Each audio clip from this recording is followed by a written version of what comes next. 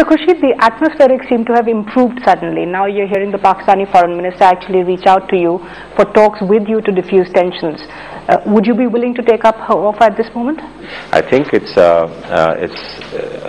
clearly a positive step that what we have always maintained, India has always maintained, that if there is a problem, we have to resolve amongst ourselves between India and Pakistan, and we cannot be hoping and working towards finding somebody else to step in and resolve our problems. But having said that, I think it's not just one statement and one response that works. You have to take a whole structure with you, and it's certainly something that we've noted, and something that we will look at very carefully and then see what the next step can be. Am I understanding correctly in that the fact that there's been no investigation ordered into the incident, which is incidentally the demand that was put forward by the Prime Minister himself, till that happens there can be no direct talks between you and your counterpart?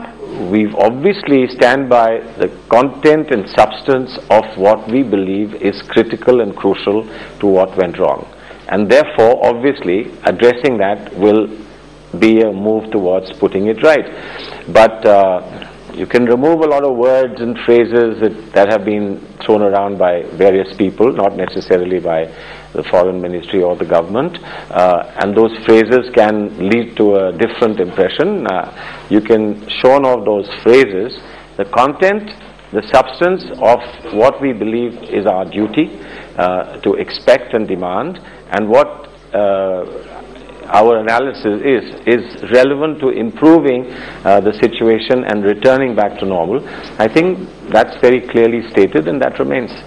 Good news is the Pakistani army has finally assured the Indian army that they are willing to respect the ceasefire.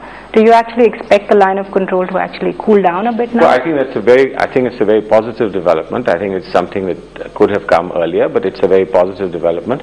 But it's something that is within the domain of the armed forces on both sides. The signs that we have certainly from yesterday are good signs and welcome signs, and I think that when something good is done and happens, you should encourage it by praising it and appreciating it, because we've been complaining a lot about things going wrong, and I think if something goes right, we should put in a word of appreciation. Let me quickly then put a follow-up. Will you encourage the positive dynamics at the moment by, for instance, categorically issuing visas for Pakistani women cricketers who want to play the World Cup?